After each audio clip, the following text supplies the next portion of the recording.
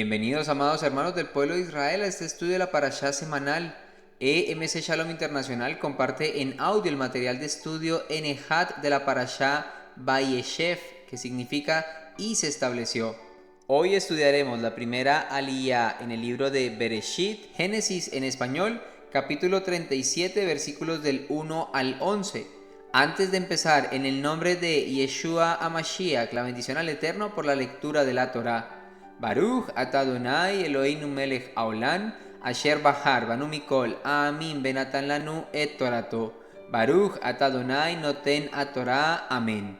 Bendito eres tú, eterno Elohim nuestro, Rey del universo, que nos has elegido de entre todas las naciones y nos has dado tu Torá. Bendito eres tú, eterno, donador de la Torá. Amén. Tenemos como propósito y objetivo primordial llevar a cada oyente de las Parashot a encontrar todo elemento profético que le permita ver al Mashiach y Yeshua junto con todo su plan de redención anunciado en la Torá, desde Bereshit hasta Devarim, Deuteronomio en español. Iremos descubriendo una riqueza profética inimaginable para todos aquellos que están dando la oportunidad de indagar el plan de Yahvé, así como en cada detalle escondido de su santa y bendita palabra. Esta parashá contiene un despliegue profético que ensanchará el entendimiento del estudiante de Torá de una manera maravillosa, el cual podrá detectarse en el transcurrir de cada uno de los eventos aquí descritos y comentados, hasta el punto de dejarle extasiado, para así reconocer con claridad lo hermoso y preciso de la redención de Yahvé para su pueblo bajo el ministerio del Mashiach Yeshua. Iniciamos el estudio de esta primera aliyá en el capítulo 37, versículo 1. Jacob se estableció en la tierra donde su padre había residido como extranjero, la tierra de Canaán. Este pasaje deja un leve aire de ironía en su mensaje. Jacob se estableció donde su padre residió como extranjero. Cada palabra del Eterno tiene un propósito, el de despertar en su pueblo la capacidad de análisis y profunda enseñanza, buscando en cada uno un despliegue de entendimiento para darle el entendimiento correcto y verdadero, y así darle sentido a nuestro propio desarrollo. Es un deleite el entender cosas y ver detalles que a simple vista no muestran nada trascendental, pero este detalle sí es relevante, pues Jacob estaba tomando una actitud diferente a su padre al querer establecerse, buscando su bienestar personal y familiar, sin dimensionar que la promesa heredada que lo envolvía iba más allá de sus propias expectativas de bienestar. No era el propósito del Eterno que él cambiara de estatus, es decir, de vivir como peregrino en esa tierra, pues no solo esta promesa cobijaba a los patriarcas de Israel hasta el establecimiento de la nación, sino que dicha nación aún no ha sido establecida bajo los parámetros divinos dados en la promesa que recibió Abraham. Pero falta poco, y mientras que se da, cada uno de nosotros debe aprender a vivir como peregrino donde quiera que esté. En Kefá Aleph, primera de Pedro en español, capítulo 2, versículo 11. Queridos amigos, los aliento a ustedes como expatriados y residentes temporales. No se dejen dominar por los deseos de su vieja naturaleza, que siempre están batallando contra ustedes. El siguiente versículo, su primera porción, dice así. Esta pues es la historia de Jacob. A los 17 años de edad, Yosef atendía los rebaños con sus hermanos. La historia de Jacob, quien recibió por bendición el nombre de Israel, toma figura profética en Yosef, su 11º descendiente directo, hijo de su amada Rachel, para dar forma a la historia y guardar en sus detalles y eventos los dibujos y simbolismos más evidentes que la Torá nos da del plan más crucial de toda la Escritura, la redención de Israel. Como creyentes en el Mashiach Yeshua, el Mesías de Israel, nos debemos sumergir en la historia familiar y dejar que nuestra mente, guiada por el Ruach de la verdad, nos muestre lo más sublime del plan redentor. En los capítulos siguientes podremos ver cómo Yosef y Yahudá toman protagonismo sobre todos los hijos de Israel, la descendencia de Yosef representada en Efraín como poseedor de la primogenitura. En Imeryah, Jeremías en español, capítulo 31, versículo 9. Vendrán con llanto y con compasión los guiaré, los conduciré a los arroyos de aguas por un camino parejo donde no tropezarán, porque yo soy siempre un padre para Israel. Efraín es mi primogénito. Y en Divrei Ayamin Aleph, primera de Crónicas en español, capítulo 5, versículos 1 y 2. Los hijos de Reubén, primogénito de Israel. Él era el primogénito, pero cuando profanó el lecho de su padre, su derecho de primogenitura se le dio a los hijos de Yosef, hijo de Israel, de modo que no fue registrado como primogénito en la genealogía, y aunque Yahudá llegó a ser más fuerte que sus hermanos, y de él procede un príncipe, el derecho de primogenitura fue de Yosef. Y en Bereshit, capítulo 49, versículo 10, el cetro no se apartará de Yahudá, ni la vara de gobernante de entre sus pies, hasta que venga Shiloh, y el homenaje de los pueblos será suyo. Desafiando hoy el entendimiento de muchos predicadores que tratan de explicar con certeza de dónde provienen las tribus perdidas de Israel, información y revelación que solo toma sentido en las raíces hebreas de la fe, nuestra escuela de desarrollo doctrinal defiende todas las profecías y demostramos que el concepto de casa de Efraín y casa de Yahudá aún está vigente y en pleno cumplimiento hasta la venida del Mashiach y Yeshua. Ahora tenemos el versículo 3. Sucede que Israel amaba a Yosef más que a todos sus hijos porque este era el hijo de su vejez y le había hecho una túnica ornamental. Podemos discernir muchas razones por las cuales Jacob amaba a Yosef más que al resto de sus hijos. Sin embargo, un detalle que podemos ver al venir a la Torá es que los patriarcas en general, y Jacob en este caso, no solo eran hombres de sabiduría, ancianos, sino que aún el don profético en ellos estaba establecido por el Eterno. Lo vemos en Bereshit, capítulo 20, versículo 7. Por lo tanto, devuelva la esposa del hombre a él ahora. Él es un profeta y él orará por ti para que vivas. La palabra profeta en hebreo es Naví, del Strong número 5030, que significa hombre inspirado, que viene de la raíz del Strong número 5012 y habla de la acción de profetizar, hablar o cantar por inspiración en predicación o simple discurso.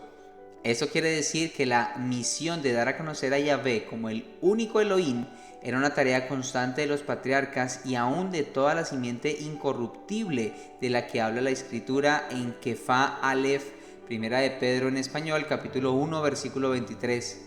Ustedes han nacido de nuevo de lo alto, no de una semilla que se corrompe, sino de una incorruptible, por medio de la palabra viviente de Yahvé, que permanece para siempre.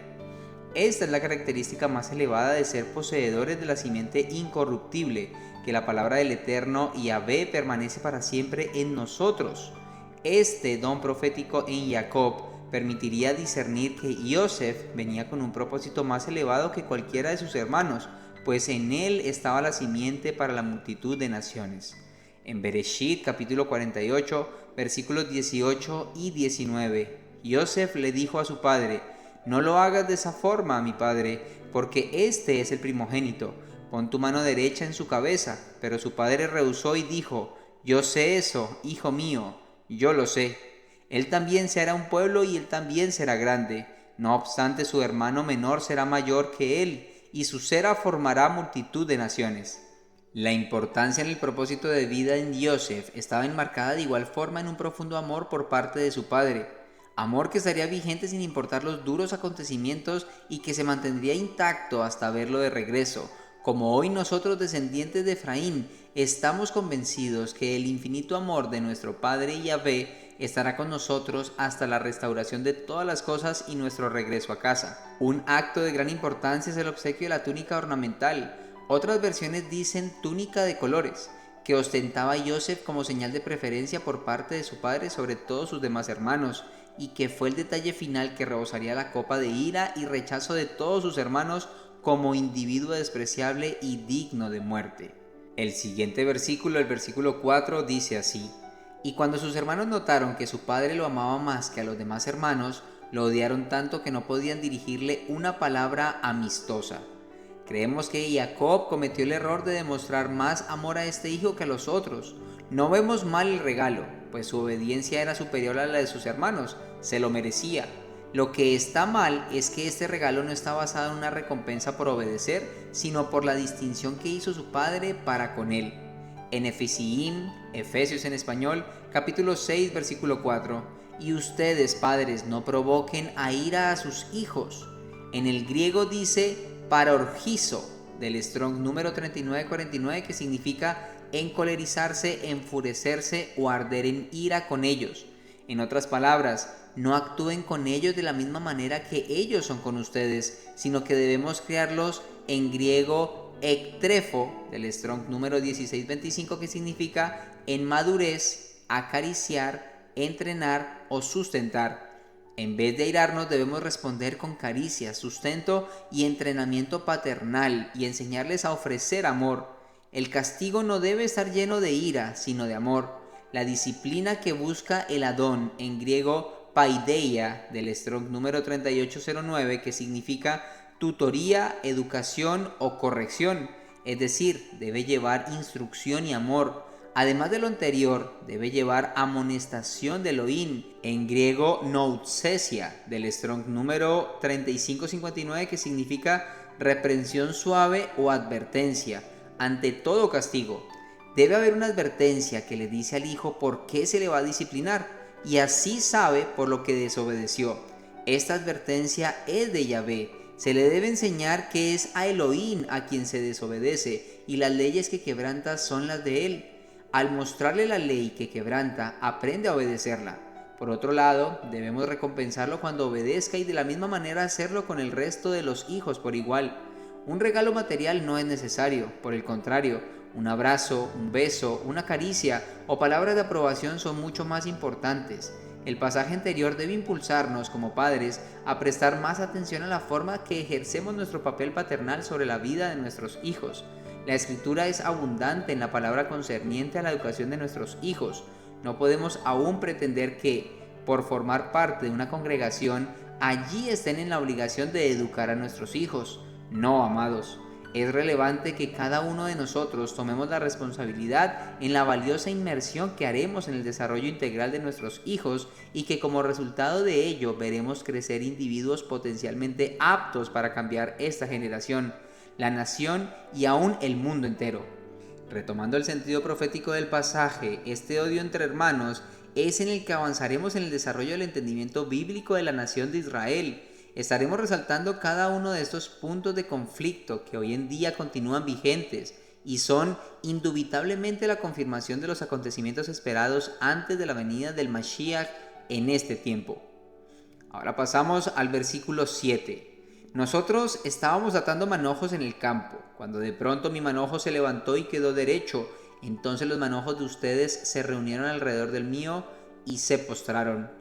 El entendimiento profético se va dimensionando de forma homotética, es decir, que a medida del avance en el conocimiento bíblico, es más específicamente en la Torá, veremos apartes aplicables a la vida misma del Mashiach en su ministerio de redención.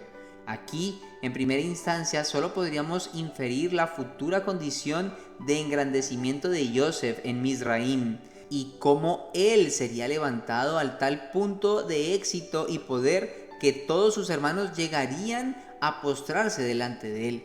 Sin embargo, este panorama va más allá del hecho del ser salvador de su familia en Mizraim, puesto que este Yosef es sombra y figura de aquel que salvaría a su pueblo de los pecados, y al igual de esas gavillas, manojos de trigo o cebada, el Mesías Yeshua sería levantado en el madero por traer salvación a todos sus hijos. Lo vemos en Yohanan, Juan en español, capítulo 14, versículo 18. Yo no los dejaré huérfanos, vendré a ustedes. Y así con toda la familia de Israel. En Efesios en español, capítulo 2, versículo 19. Así que entonces, ya que no son extranjeros ni desconocidos, por el contrario, ustedes son conciudadanos con el pueblo de Yahvé y miembros de la misma familia de Yahvé. Esta es la mismísima casa de Efraín, el descendiente primogénito por bendición de Jacob, quien lo adoptó como su propio hijo primogénito en Bereshit capítulo 48. Además es confirmado en la voz del profeta Irmeyah, Jeremías en español capítulo 31 versículo 9. Ellos salieron gimiendo y yo los traigo de vuelta con consolación, causándolos alojarse por arroyos de agua sobre sendas allanadas. Porque yo soy un padre para Israel y Efraín es mi primogénito. Y así salvarnos de la muerte espiritual por estar inmersos en la sequía de la palabra y sin el Espíritu de Yahvé en nosotros, alejados de nuestra verdadera ciudadanía. Ese lugar de honra como su nación fue perdido a causa de nuestro pecado y fuimos dispersados entre todas las naciones de la tierra. El versículo 8, su segunda porción, dice así: y lo odiaron aún más por lo que decía sobre sus sueños. Yeshua también fue odiado entre sus hermanos a causa de sus palabras. En Johanán, capítulo 15, versículos 22 al 25. Si yo no hubiera venido ni les hubiera hablado, no tendrían pecado, pero ahora no tienen excusa por su pecado. El que me aborrece, también aborrece a mi Padre. Si yo no hubiera hecho entre ellos obras como ningún otro las ha hecho, no tendrían pecado. Pero ahora las han visto, y aún así nos han aborrecido tanto a mí como a mi Padre. Pero esto sucedió para cumplir la palabra que está escrita en la Torá de ellos. Sin motivo me aborrecieron. La segunda porción del versículo 9 dice así: y esta vez el sol, la luna y 11 estrellas se postraban delante de mí. Esto es una visión profética del reino milenial, en el que al inclinarse el sol ante Joseph, que es un tipo de Mesías, realza el hecho de que la luz que iluminará en la segunda venida es la de él, no la del sol. Este cederá su luz para dar paso a un resplandor superior.